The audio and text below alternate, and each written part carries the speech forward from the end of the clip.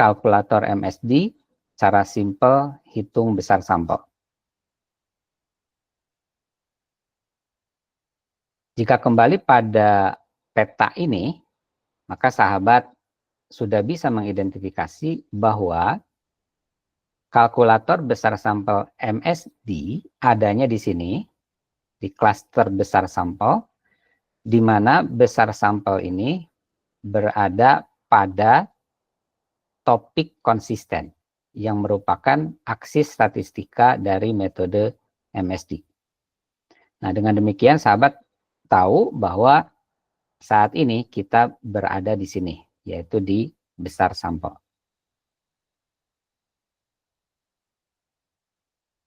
Hal yang sering ditanyakan oleh klien kami terkait dengan besar sampel adalah apa rumus besar sampel dan bagaimana menghitungnya. Tapi sebenarnya ada beberapa tahapan yang harus sahabat pahami apabila ingin menyelesaikan problem besar sampel. Yang pertama adalah sahabat harus bisa menentukan diagnosis statistika. Sebagai informasi, diagnosis statistika jumlahnya paling tidak di dalam metode MSD, paling tidak sudah diidentifikasi jumlahnya 42 diagnosis. Langkah kedua adalah pilih rumus besar sampel yang sesuai dengan diagnosisnya. Oleh karena jumlah diagnosis ada 42, maka tiap diagnosis tentu ada rumus besar sampelnya yang berbeda antara satu diagnosis dengan diagnosis yang lainnya. Langkah yang ketiga adalah pahami bagaimana cara menggunakan rumus besar sampel tersebut. Di dalam rumus besar sampel, sahabat akan menemukan berbagai simbol dan sahabat harus memahami simbol-simbol tersebut dengan benar. Kalau sahabat memahami dengan benar, maka sahabat sudah bisa menggunakan rumus besar sampel tersebut secara benar. Barulah sahabat kemudian hitung besar sampel secara manual atau dengan menggunakan alat bantu. Secara manual bisa saja dilakukan karena beberapa rumus cukup sederhana sehingga bisa dihitung secara manual. Namun tetap saja menggunakan kalkulator itu akan membantu sahabat untuk menghitung secara cepat. Sehingga kalau sahabat sudah punya pengalaman bagaimana menghitung besar sampel secara manual, maka sahabat akan merasakan manfaat apabila menggunakan kalkulator. Karena dengan menggunakan kalkulator, selain akurat dan cepat, juga sahabat bisa secara yakin mendapatkan hasil perhitungan yang benar. Jadi, hitung besar sampel secara akurat dan cepat dengan menggunakan kalkulator MSD, cara simpel hitung besar sampel. Mari kita unboxing kalkulator MSD ini, di mana sahabat bisa memperolehnya, kemudian menu-menu yang adanya itu seperti apa, dan bagaimana cara penggunaannya. Kalkulator metode MSD, sahabat semua, adalah software yang berbasiskan website. Kami mendesain kalkulator MSD ini web-based. Karena web-based, maka sahabat harus berkunjung ke website kami, yaitu member.sopyudin.com. Tentu sahabat harus login ke area member ini, dan setelah login, maka sahabat akan melihat berbagai software dan berbagai materi yang ada di member area. Di salah satu materi ini ada kalkulator besar sampel MSD. Nah, sahabat klik ini, kalkulator besar sampel MSD ini, dan tampilan berikutnya adalah seperti ini. MSD kalkulator ini, sahabat semua, dirancang sesuai dengan multiaksial statistik diagnosis yang kami rancang, yang kami buat. Di dalam metode MSD ada 4 aksis, yaitu aksis deskriptif, aksis korelatif, aksis komparatif, dan aksis multivariat. Jadi bila sahabat sudah terbiasa dengan aksis-aksis ini, maka sahabat akan lebih mudah menggunakan kalkulator. Karena kalkulator ini didesain persis seperti alur metode MSD.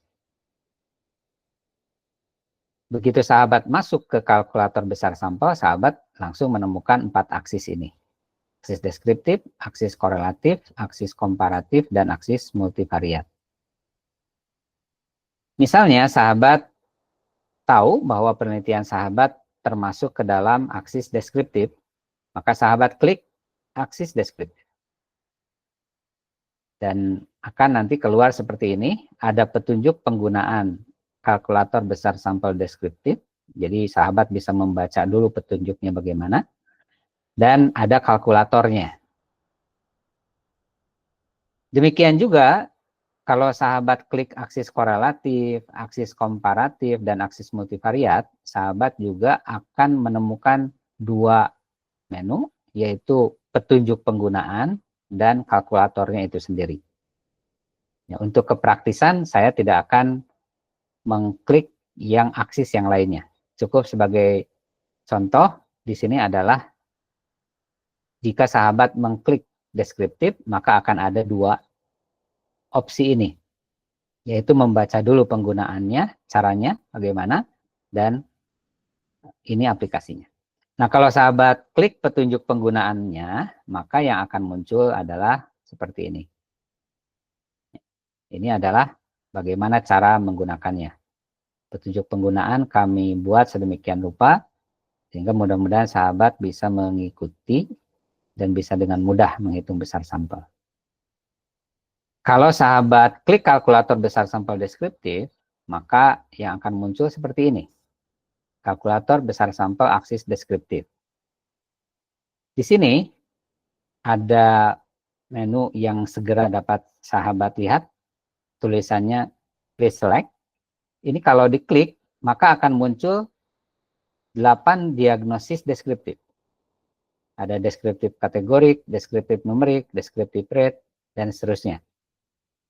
Pilihlah yang sesuai dengan penelitian sahabat.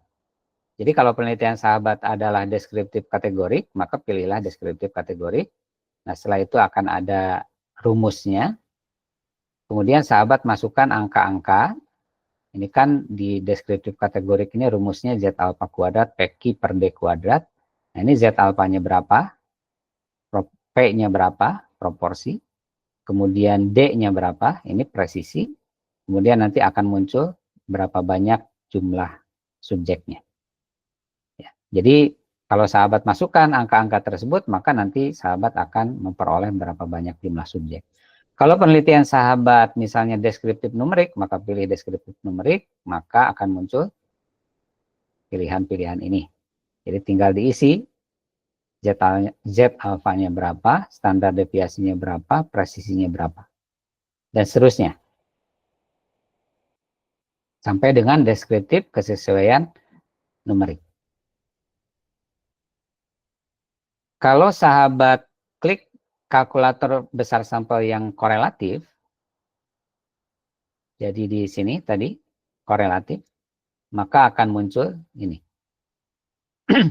Kalkulator besar sampel untuk korelatif, ini rumusnya, dan silakan sahabat masukkan Z alfanya berapa, Z betanya berapa, koefisien korelasinya berapa, lalu sahabat akan langsung di sini keluar jumlah subjek.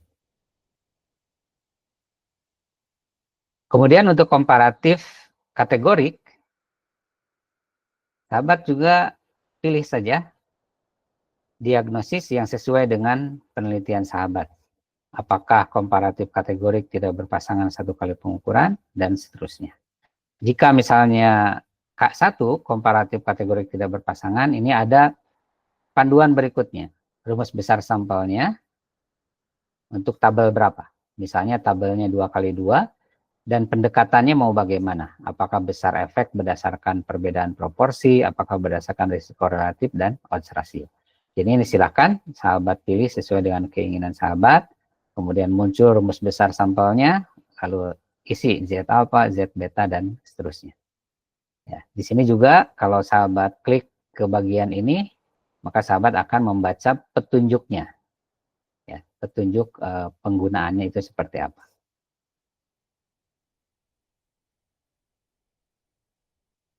Kalau sahabat klik komparatif numerik, maka langsung muncul berbagai diagnosis untuk komparatif numerik.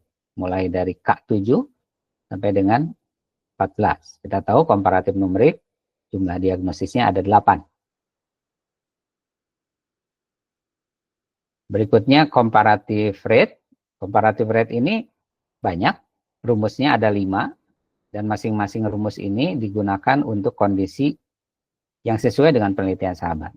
Kondisi tertentu mengharuskan sahabat menggunakan rumus yang pertama, yang ini. Kondisi tertentu juga mengharuskan sahabat menggunakan misalnya rumus yang kelima.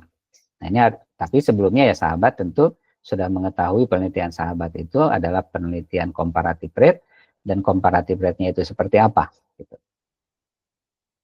Berikutnya adalah aksis komparatif AUC. Ya, komparatif AUC ini sendirian, ya karena tidak ada yang lainnya. Ada Z alpha, Z beta, AUC1, AUC2, dan seterusnya. Lalu kesesuaian, ada kesesuaian kategorik dan kesesuaian numerik, dan aksis multivariat.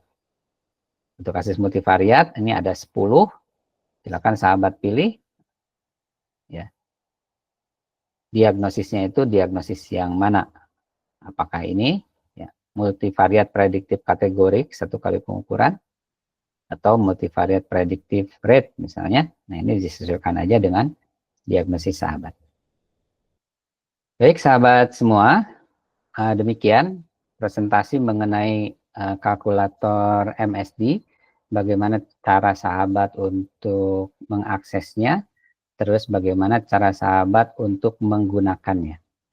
Jadi kalkulator MSD ini akan optimal penggunaannya apabila sahabat memang sudah mengetahui diagnosis statistik dari penelitian sahabat, masuknya kemana. Dan kalau sahabat sudah familiar dengan sistematika di dalam metode MSD. Terima kasih. Assalamualaikum warahmatullahi wabarakatuh.